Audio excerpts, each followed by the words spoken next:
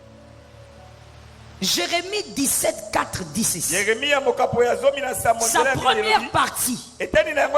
J'ai toujours aimé ce verset. Sa première partie dit: tu perdras par ta faute l'héritage que je t'avais donné. Ici, on ne parle pas des démons. Ici, on ne parle pas des sorciers maternels, paternels. Ici, on ne parle pas de la tante là qui a vieilli dans la famille. Là, on parle de toi. On dit tu vas perdre ton héritage par ta faute. C'est-à-dire quelque chose que Dieu t'avait donné. Mais tu vas entrer dans un retard par ta faute. Nous sommes dans une génération dont l'apôtre Paul avait parlé.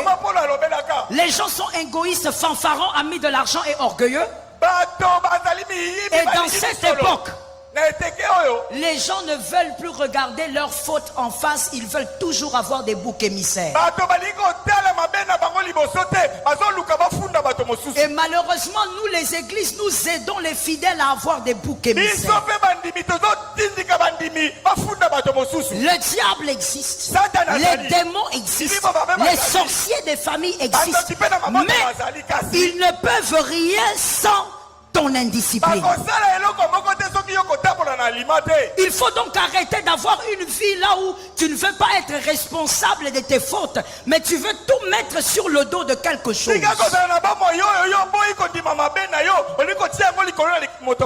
Tu vois une fille qui se fait engrosser à l'âge de 32 ans, une grande fille, tu lui poses la question: mais comment tu as pu aller jusque là?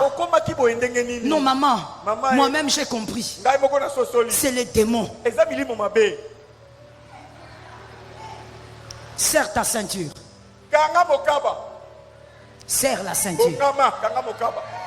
Tu as serré? Tu as serré? Je peux décoller? Amen. C'est les démons. 32 ans. Donc c'est les démons qui a écarté tes jambes. C'est les démons aussi qui t'a montré la position que tu avais prise accroupi comme ça là. Ne regarde pas par terre, regarde-moi dans les yeux. Faut pas faire semblant ici. Il n'y a rien que j'ai dit que toi tu ne connais pas au carré. Non, non, mon frère, il faut dire ce que j'ai dit. C'est que moi j'ai dit là. Lui, il connaît ça au carré.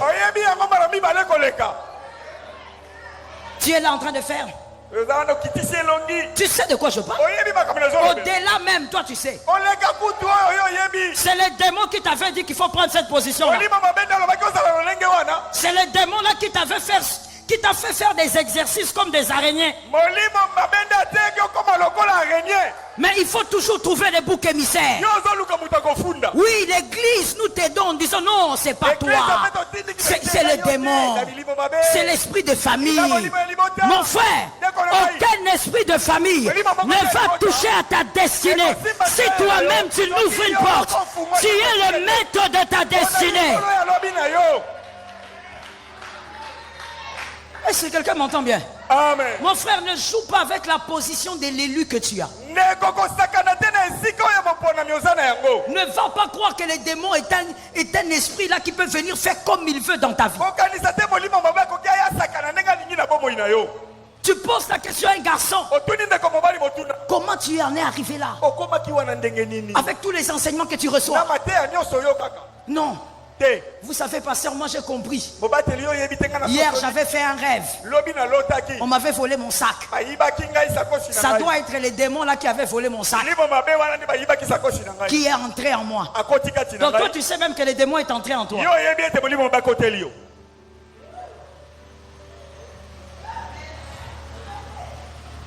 La génération des boucs émissaires.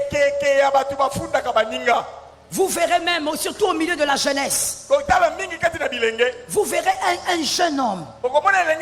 Il a à peine 28 ans. Mais il est un grand traître. Il a le cœur de Judas. Mais un jeune garçon de 28 ans, tu lui demandes, mais comment tu as pu trahir celui qui t'a fait du bien?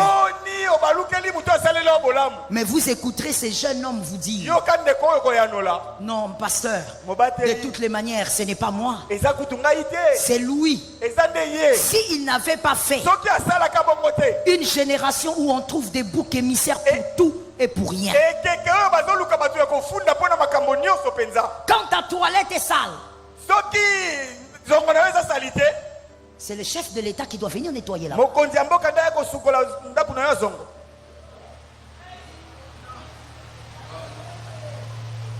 Tu cherches qui? Regarde-moi ici. Quand devant ta parcelle il y a des ordures,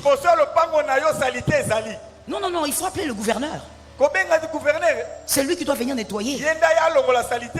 Une génération remplie de boucs émissaires. De la même manière, tu voudrais que le gouverneur nettoie devant ta maison. C'est de la même manière que tu penses que tout ce que tu fais est sous les dos des démons.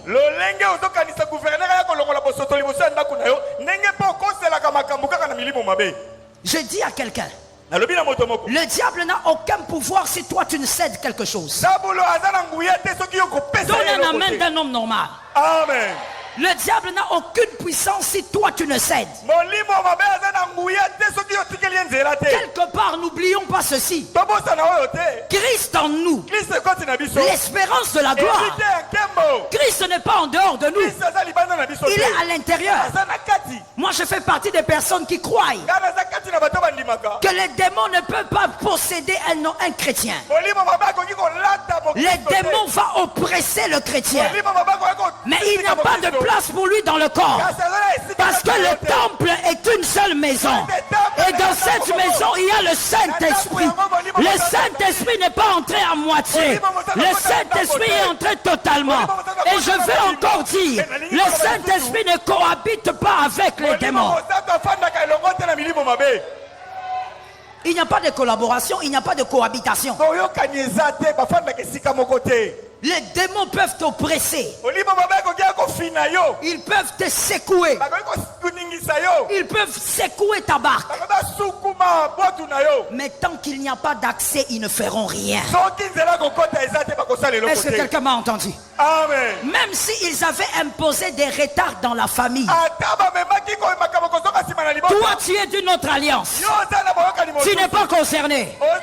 Que quelqu'un me dit je ne suis pas concerné. Je ne suis pas concerné. Avec plus de rapidité, dis-moi je ne suis pas concerné. Je ne suis pas concerné. Je ne suis pas concerné. J'ai trouvé ça et je vais laisser ça. Mais si ça blague avec moi, j'enlève ça de la famille. Ça tombe sur toi. Tu arraches ça de la famille. Toute forme de retard que le diable a pu imposer avant toi.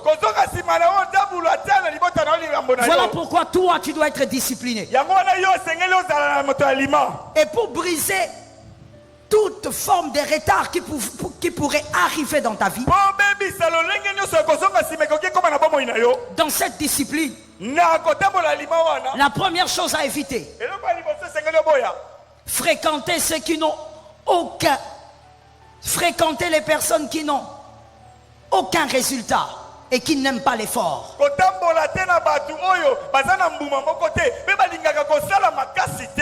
Ne fréquentez pas. Lorsqu'on dit fréquentation, on voit le mot fréquent, fréquent. Et lorsqu'on dit fréquent, on dit régulier, on dit répété. On ne fréquente pas les personnes qui n'ont aucun résultat et qui n'aiment pas l'effort. Les paresseux. Avant de chasser les démons, discipline-toi avec qui tu vis. Les personnes avec qui vous vivez, les personnes que vous fréquentez vous modèlent. Il modèle votre système de pensée. Voilà pourquoi retiens ceci, laisse-moi revenir à quelque chose d'important. Et pour toi qui écris, tu peux l'écrire en rouge. Écris ceci. En ce qui concerne le retard, il y a deux types de démons. Le premier type, c'est le démon spirituel. Cet esprit qui a pour but de vous détruire. Mais le deuxième type de démon, c'est un très mauvais système de pensée. C'est aussi un type de démon. Le type de démon que les gens n'aiment pas voir. Nous nous focalisons seulement sur l'être spirituel. Mais un très mauvais système de pensée est tout un démon. Et c'est la manière la plus facile que le diable utilise pour que tu te détruises toi-même. L'autodestruction. Lorsque tu accuseras les démons, un jour ils te diront on n'a rien fait, tu t'es détruit toi-même. Et parmi les éléments justement de l'autodestruction, il y a 7 éléments. Tu fréquentes les personnes qui n'ont pas de résultats et qui n'aiment pas l'effort.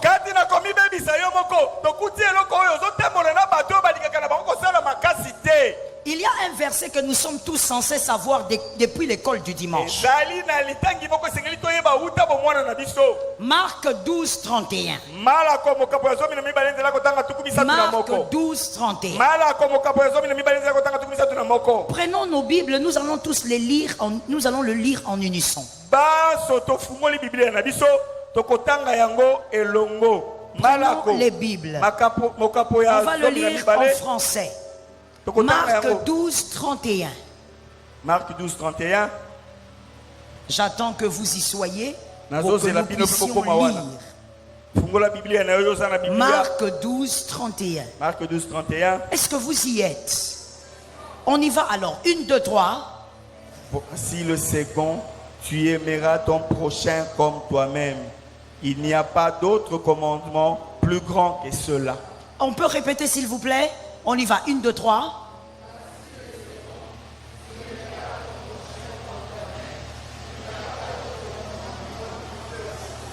Amen. Amen. La Bible dit d'aimer ton prochain comme toi-même. Vrai? Vrai? Je ne t'entends pas au fait. Hein? Je serai obligé de temps en temps de demander à mon frère de se calmer si je ne t'entends pas. La Bible dit que nous puissions aimer les autres comme nous-mêmes. Vrai? La Bible dit tu aimeras ton prochain comme toi-même. Vrai? Alors, la Bible dit tu aimeras ton prochain comme toi-même. La Bible ne dit pas tu fréquenteras toutes les personnes que tu aimes.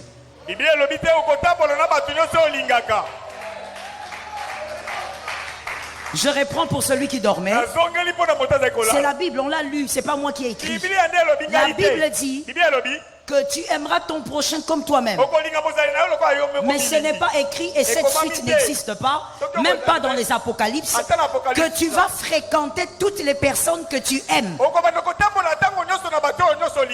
On peut aimer une personne sans la fréquenter. Pourquoi? Parce qu'on a les bonnes raisons de ne pas la fréquenter. Lorsqu'on fréquente une personne, on est modelé aussi à sa manière de voir ou la perception de la vie. C'est comme ça que vous verrez, il y a des gens qui sont très influençables. Quand ils fréquentent certaines personnes, ils commencent à parler comme ces personnes.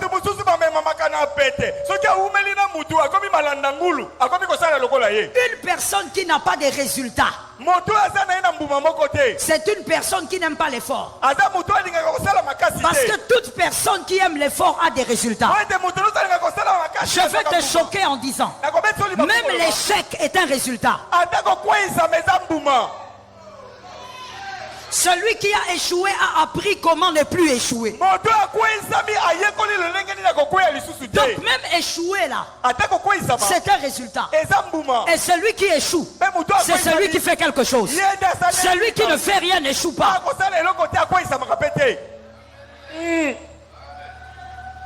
Donnez-moi votre chaise mon frère, je vais montrer ça. Il y a toujours des gens qui ne voient pas de quoi on parle. Donnez-moi la chaise. Les autres jours là, tu vas chasser les démons. Aujourd'hui là, tu vas écouter ça. Tu es assis. Ou même assise. Comment vas-tu tomber si tu es assis? Ou si tu es assis? C'est celui qui ne fait rien. Celui qui ne fait rien ne peut pas tomber. Il ne peut pas échouer. Parce qu'il est là. Il attend que tout lui tombe sur la tête. Il a reçu la prophétie, il attend que ça arrive. Lorsqu'on donne une prophétie, on n'attend pas que ça arrive.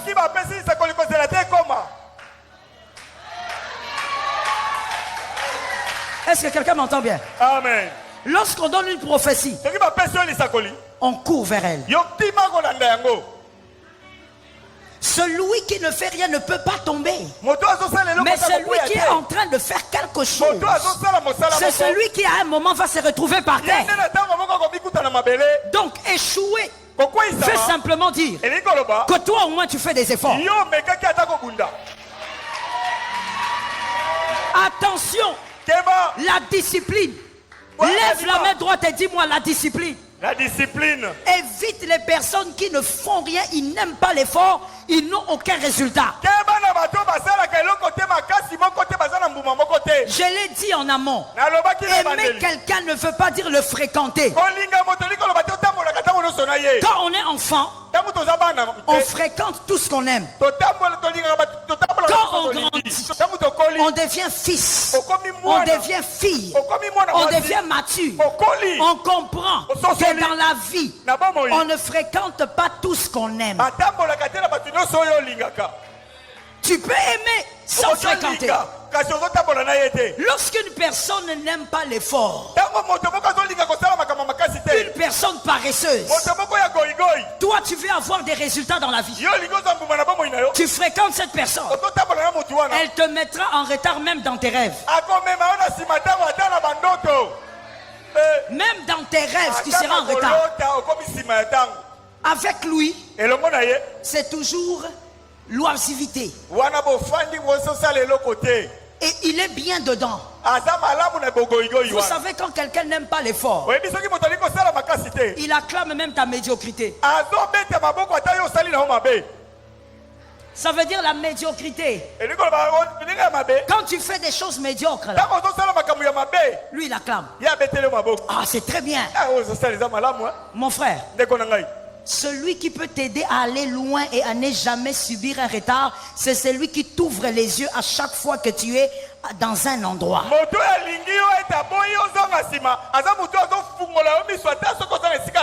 C'est celui qui te dit, tu n'es pas encore arrivé.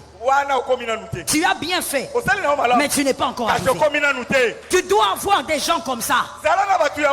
On n'arrive pas à faire les choses à temps seulement parce que Dieu veut. Mais on fait aussi les choses à temps parce qu'on est bien entouré. Quelqu'un d'autre va te dire, mon frère, toi tu ne peux pas vivre comme ça. Tu es assez intelligent. Commence même à vendre les tomates. C'est celui-là, les genres de personnes qui te poussent à avoir des résultats qu'il faut garder autour de toi. Toi, ta meilleure amie, c'est cette femme-là qui a un sugar daddy.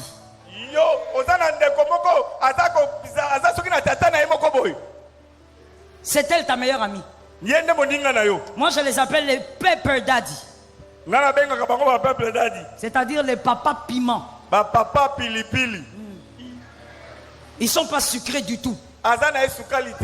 Toi, c'est ta meilleure amie qui est en train de soutirer à un monsieur qui a sa famille, qui a sa vie, de l'argent. Voici le type de copine que toi tu as. Et tu la fréquentes. Voici ce qu'il y aura dans ta tête. Que tu t'attrapes aussi ton sugar daddy quelque part. Mon frère, ma soeur plutôt. Tes envies là, il faut les laisser à la porte. Faut pas les entrer ici. Laisse les papas d'autrui calmes. Vous avez vu la fille qui n'a pas dit amen là, c'est elle. C'est elle-même là, ceux qui n'ont pas dit amen. Elles sont toujours comme ça. Dans l'église, elles vont faire croire qu'elles sont sérieuses. Comment tu peux avoir une meilleure amie qui aime la paresse comme le fait de soutirer à un monsieur son argent? Je parle aux demoiselles qui sont ici. Et je suis en train de te dire, la femme, ce n'est pas d'abord le corps.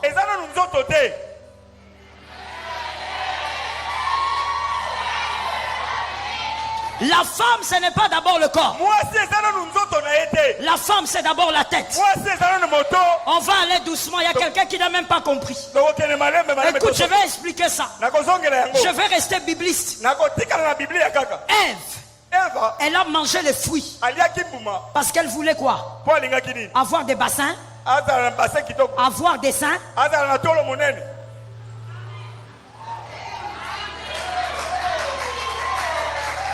Même la femme que vous incriminez là jusqu'aujourd'hui, vous dites c'est à cause d'elle qu'on est dans les chaos.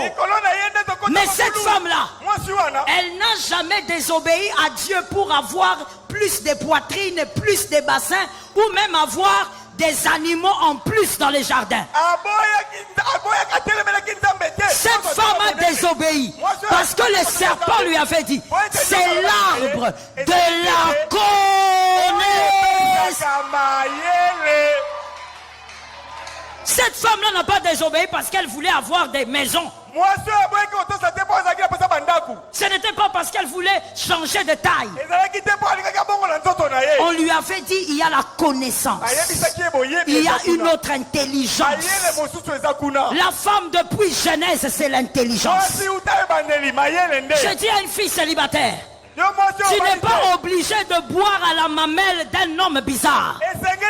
Tu as un cerveau, tu as des mains, tu as des pieds, travaille, fais tout ce que tu peux faire, sauf le péché, mais travaille, gagne ton argent. Donne-moi un amen grave. Mademoiselle, gagne ton argent. Arrête de dépendre de quelqu'un qui doit te donner $5.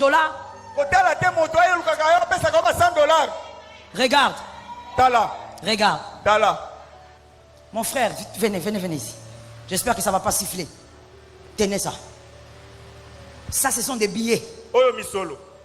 Maintenant, je vous dis. Donne-moi $5. Il m'a donné $5. Il est resté avec combien? Donne-moi $10. Regarde comment il a trié. Est-ce que tu as vu comment il a trié? Toi, tu n'es pas un bon observateur. Il faut observer. Je n'ai pas voulu le conditionner parce que je sais que c'est naturel. Et il a fait. Vous voyez? Je n'ai pas voulu lui dire pour ne pas conditionner son mental. Mais il a fait. Si vous regardez bien, vous voyez qu'à un moment donné, il a choisi même 2 comme ça. C'est dans le naturel de l'homme. L'homme masculin, quand il te donne, même s'il te donne 200,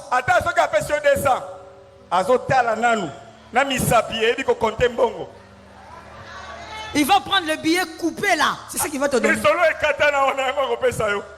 Et toi, tu es dépendante comme ça. Ah non. Tu as un cerveau. Tu as des mains. Tu as des pieds. Je dis à une femme, que tu sois marié ou célibataire, travaille. Aime l'effort. S'il faut manquer de sommeil pour travailler, travaille. Aime l'effort. Voilà pourquoi tu as des jupes que tu n'aimes pas.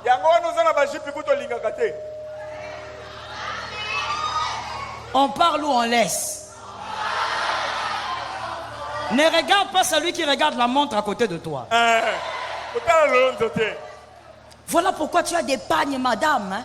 Madame mariée, que tu n'aimes pas. Mais tu portes seulement parce que ton mari t'a donné, il a dit porte ça.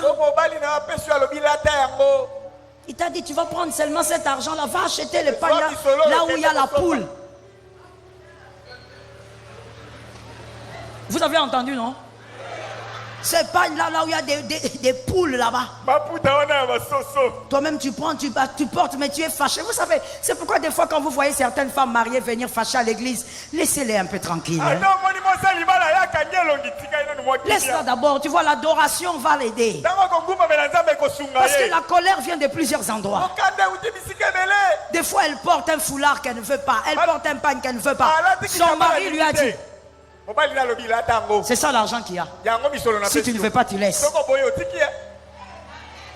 Tu vas dans la chambre, tu commences à murmurer. Maman, tu murmures comme ça. Tu es la fille aînée de ton mari. Tu es la fille aînée de ton mari. La Bible dit, l'homme quittera son père et sa mère, s'attachera, ils deviendront un cerveau.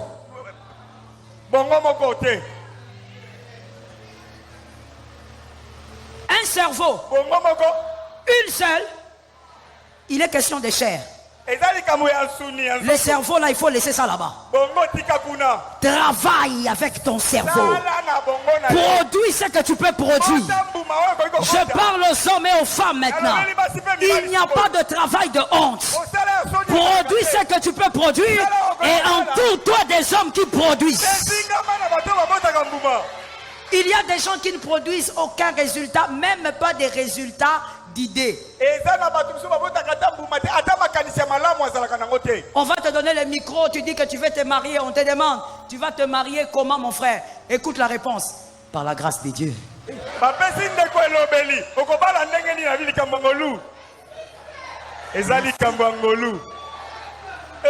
Tu donnes le micro à un jeune homme, hein?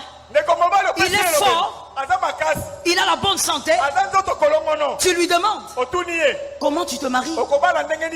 Bon, Jésus est puissant. Le Dieu que le pasteur béni nous prêche, il va ouvrir les ciels. Ma soeur, quitte-le.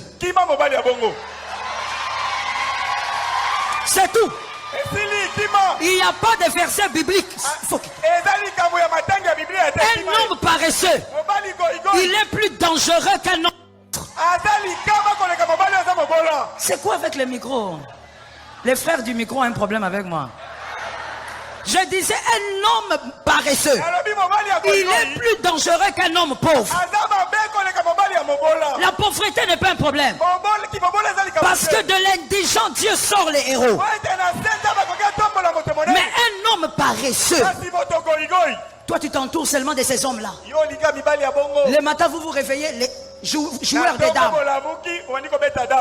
Vous êtes toujours autour des choses qui ne vous amènent à rien. Mon frère, chaque fois que le soleil se couche, pose-toi la question. Qu'est-ce que tu as produit?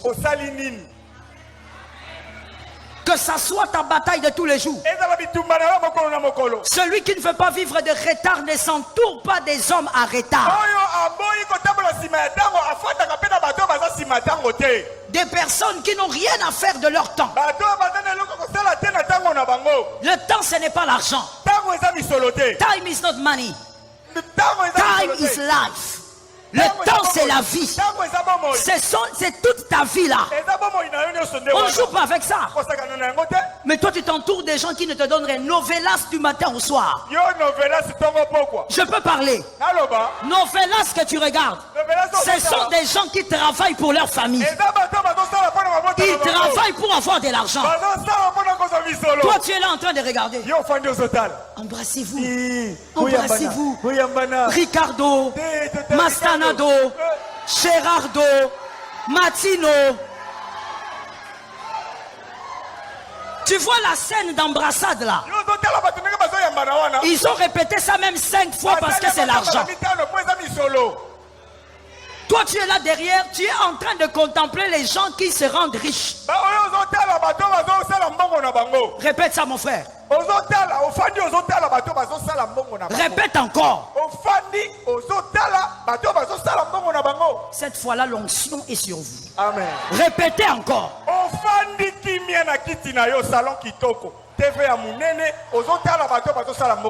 Ah, Qui t'a ensorcelé? Je déclare au nom de Jésus, toi-même produis cet argent-là. Toi-même trouve des idées. Entoure-toi des gens, des personnes qui aiment l'effort. Aujourd'hui, tous les jeunes gens veulent devenir prophètes. Tout le monde veut devenir évangéliste international. Tu lui dis prépare la prédication, il fait 30 minutes. 30 minutes et il a fini. 30 minutes. Et dans les 30 minutes là, quand il va prêcher, il va nous donner un verset qu'on cherche dans la Bible qu'on ne trouve pas. On ne le trouve pas. 4 gens. Mais tout le monde veut quoi? Tout le monde veut devenir. Ton problème à toi, c'est que tu veux devenir sans effort. Tu es paresseux. Tu auras le retard. Même si on chasse les démons maintenant et tout de suite, tu seras en retard. En 2023, tu seras en retard. Parce que tu as un système de pensée qui te piège. Le premier démon à chasser dans ta vie, mon frère, c'est la paresse. Rebecca a eu son mariage parce qu'elle était au temps où il fallait et elle était en train de travailler. Mon frère, attention à ces personnes que tu aimes beaucoup, mais qui n'aiment pas l'effort. Et comme je le disais, ils vont toujours acclamer ce qui est médiocre. Un homme de grande vision. Un homme qui se voit grand d'ici la fin de l'année. C'est celui qui se met à côté de celui qui le répète, tu n'es pas encore arrivé. J'aime ça, répète ça mon frère. Tu n'es pas encore arrivé. Tu dois arriver. Est-ce que quelqu'un m'entend? Amen. Est-ce que je peux parler à quelqu'un ici? Amen. Avant de passer à la deuxième chose à éviter, je veux m'arrêter là pour ce soir, mais j'aimerais dire ceci. Il y a tellement de fausses valeurs et des systèmes de pensée piégés qu'il faudrait qu'on dise certaines choses. Il y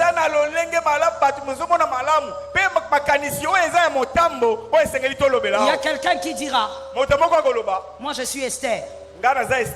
Ça ce sont les femmes, hein? Si je suis Esther, moi j'épouserai un homme grand. Moi j'épouserai un homme intelligent. J'épouserai un archibishop. D'ailleurs Dieu m'a dit qu'il était vice-dieu. Les maris que j'aurai. Est-ce qu'on peut parler? Parle, maman. On parle? Amen. Pas de colère, hein? À l'église, pas de colère. Je suis seulement en train de prêcher. Amen. Tu dis que tu seras Esther. Esther n'a pas été choisie parce qu'elle était la plus belle. C'est vrai. Mais avant même d'entrer dans le casting, elle devait être vierge.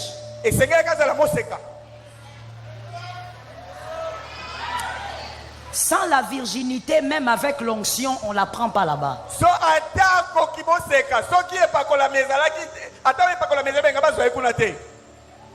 La condition, ce n'était pas l'onction. La condition, c'est que le roi cherchait une vierge.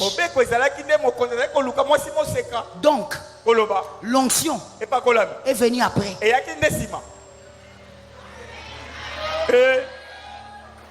C'est-à-dire qu'elle-même, elle a eu une discipline à s'imposer pour qu'elle soit un jour dans un casting. Aujourd'hui, toi tu dis que tu seras la femme d'un homme intelligent, important. Tu seras la femme d'un ministre d'État. Mais quand on t'envoie seulement à l'école, c'est comme si on t'a envoyé en enfer. Tu n'aimes pas les études. Tu t'es battu avec les études. Même quand tu écris des textos, on se pose la question. Si tu as écrit, ou bien tu étais en train de dormir.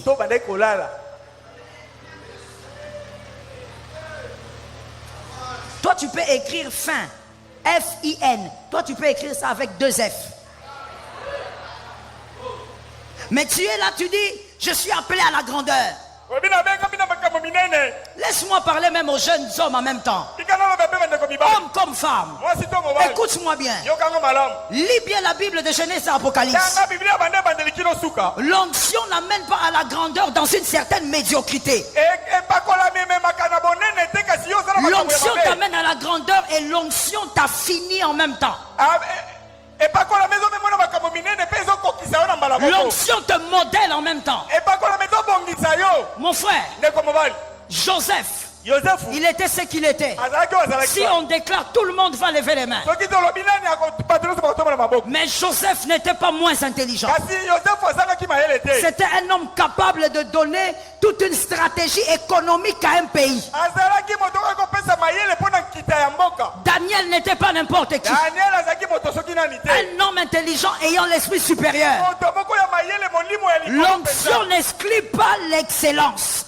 L'onction n'exclut pas les études. L'onction n'exclut pas, je répète, la connaissance. Mon frère, étudie. Ma soeur, étudie. Ces amens sont partis où? Il y a une soeur qui dit, maman, moi j'attends seulement le mariage. C'est là que tu vas te marier. Le petit garçon, ton fils, a besoin de faire les devoirs des maths, tu fouilles. Tu fouilles. Tu commences, attendez votre papa. Attendez, même pour les devoirs de maths de 2e primaire. Mon frère, il est temps que l'église te dise que l'Éternel peut t'attendre très haut, mais il peut t'attendre haut comme Daniel. Si c'est le cas, cherche la connaissance et aime les études. Ces amens ont disparu. Aime les études, si tu peux, tu le fais. Je dis à une personne, discipline-toi. Toi-même, tu dois aimer l'effort. Les répétitions qui se passent ici, de la chorale. Qui est choriste là-bas? Ok. Frère, tu es choriste. Lève-toi. Depuis longtemps, là, tu es sur mon radar. Frère, vous faites combien d'heures de répétition? Si c'est... Viens prendre la main. J'aime ta sincérité. Quelqu'un d'autre allait mentir ici. Que Jésus se souvienne de toi. Il a dit, si c'est trop, 2 heures. Vous savez combien d'heures de répétition prenait Michael Jackson?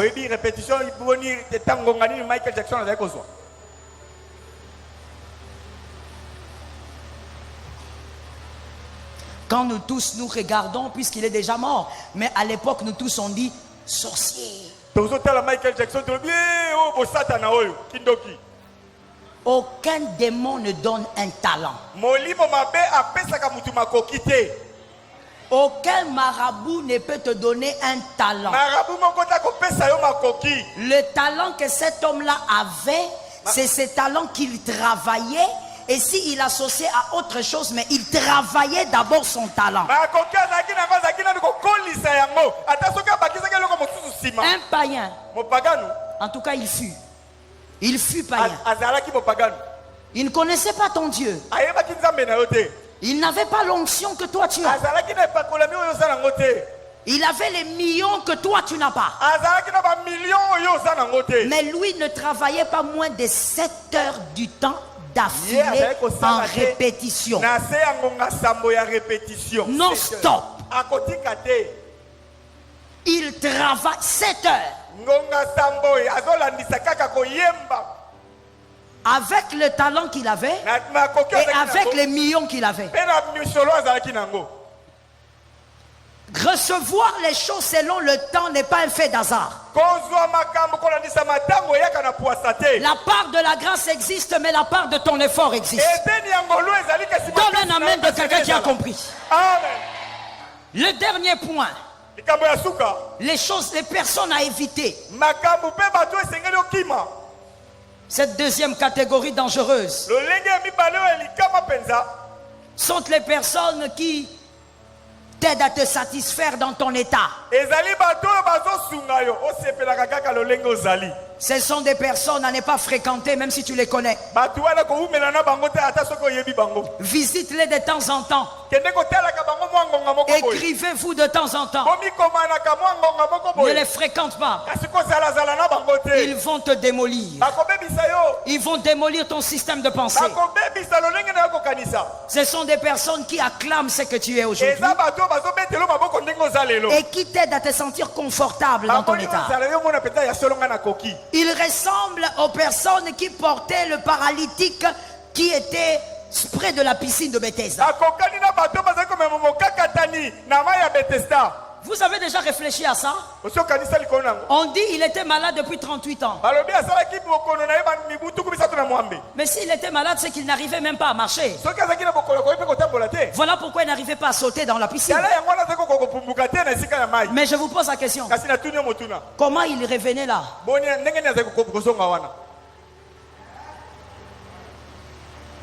Les personnes qui l'amenaient là, comment les mêmes personnes ne pouvaient pas le jeter dans l'eau?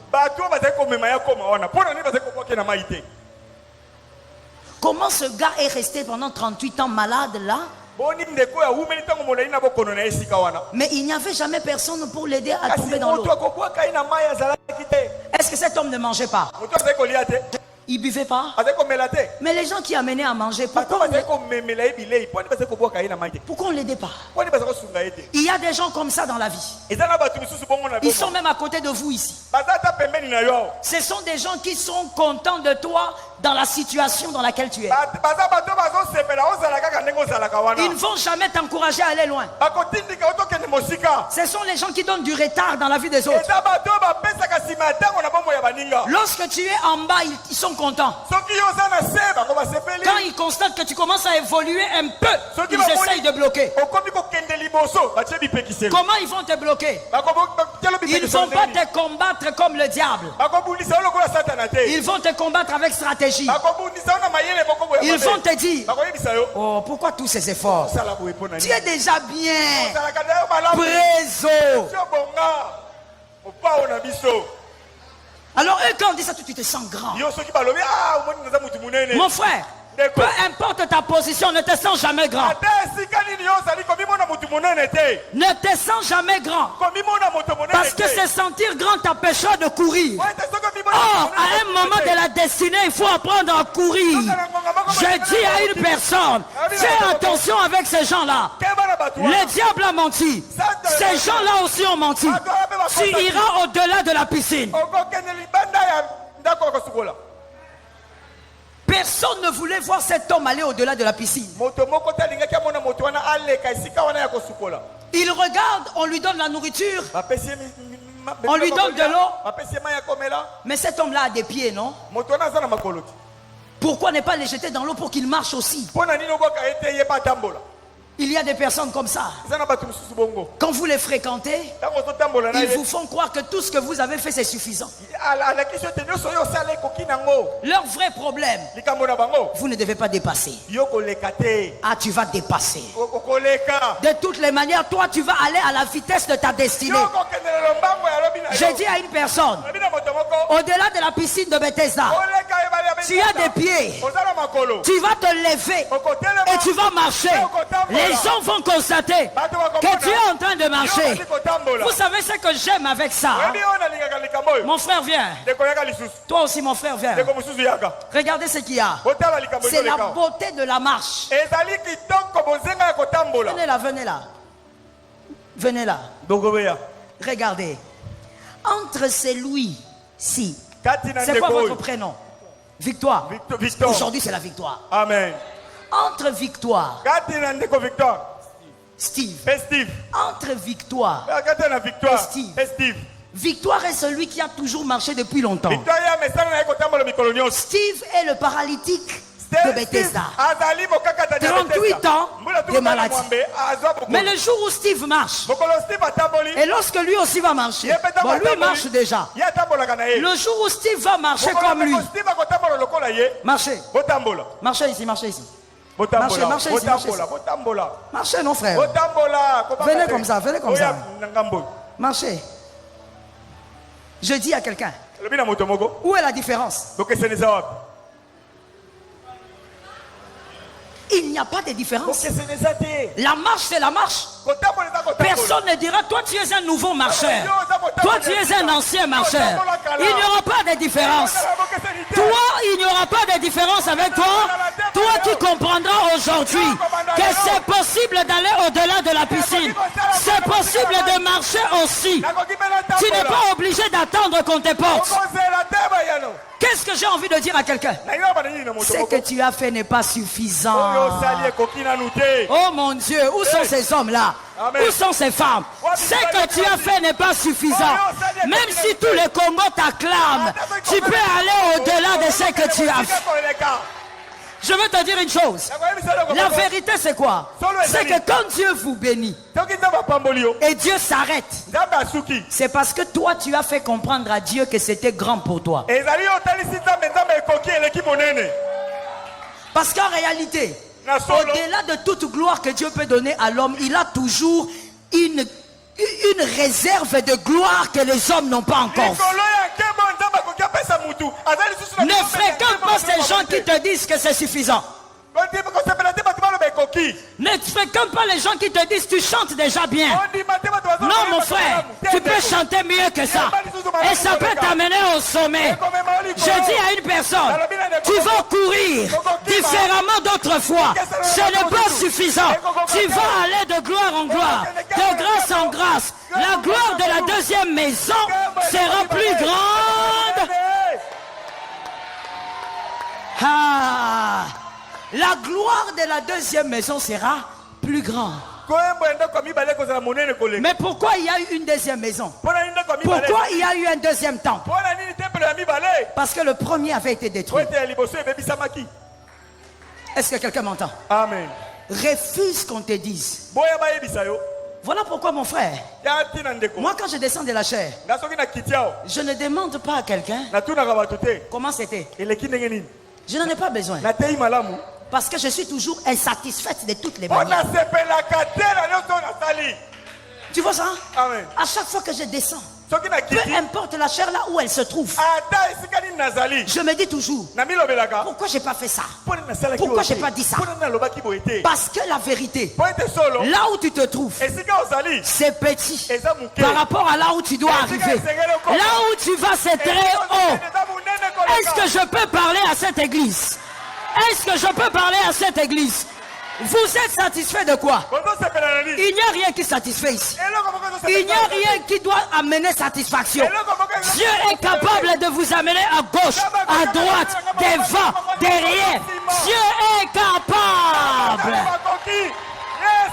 Dieu est capable. Ha. Répète ceci à toi-même. Si Dieu me bénit, si Dieu me bénit, si Dieu me bénit, si Dieu me bénit, il ne sera pas en déficit. Il ne sera pas en déficit. Amen. Yes. Pourquoi tu penses que tu es arrivé quelque part, mon frère? Tu n'es pas arrivé.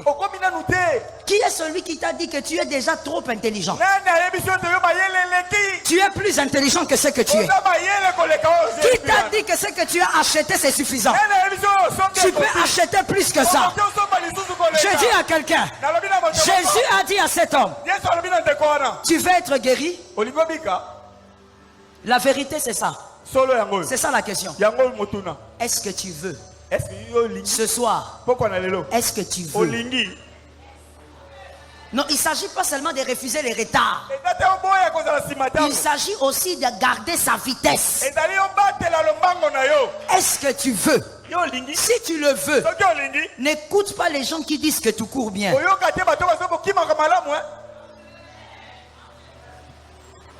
Ah my God. Je vais finir, mais je ne vais pas finir. Mais je vais finir. Ne vous en faites pas. Même si ce n'est pas la dernière phrase, mais ça sera toujours. Je dis ceci. Voilà pourquoi lorsque les boxeurs travaillent, lorsqu'ils sont en train de faire leur sport, il ne se laisse pas entourer de beaucoup de gens, il est seulement avec son coach. Et son coach lui dit, quand il tape, le coach dit encore code, parce que le coach sait, au-delà du coup qu'il a donné, il peut encore donner s'il sait que ce n'est pas assez. Je prophétise sur toi, ce que tu vis n'est pas assez. Tu vas encore donner plus que ça. Tu vas produire plus que ça. Tu vas vivre plus que ça. Ah, je disais, toi tu vas produire plus que ça. Ta maison va produire plus que ça. Que Jésus vous bénisse. Que Jésus bénisse sa parole. Jésus. Tiens-toi debout de là où tu es, s'il te plaît. Nous allons parler au Saint-Esprit. Les personnes qui sont venues ce soir, que ce soit en présentiel ou en distanciel, ce sont des personnes qui ne doivent pas seulement arrêter un retard, mais ce sont aussi des personnes qui doivent marcher au rythme de Dieu, à la vitesse de leur destinée. Lève tes deux mains, s'il te plaît. Nous aurons 3 déclarations prophétiques si le Saint-Esprit le veut. La première, nous allons déclarer avec foi et conviction: l'Éternel est avec moi, je garderai ma vitesse. On y va, 1, 2, 3. 2, avec autorité. 3e fois. 4e fois avec force. 5e fois avec puissance. Rosotomos. 7e fois. Shababababababababa. Prophétise maintenant. Parle sur ta vitesse. Parle sur ta vie. Parle sur ton avenir. Tu sais ce que Dieu a dit sur toi. Prophétise sur tes frères. Tu es le représentant de ta famille. Prophétise sur elle. Je garde la vitesse. Je garde la vitesse. Je garde ma vitesse. Le Dieu des miracles, le Dieu de grâce, le Dieu de victoire. Je crois que l'Éternel me soutient. Il m'aide à demeurer dans le rythme de sa volonté. Je reste dans le rythme de sa volonté.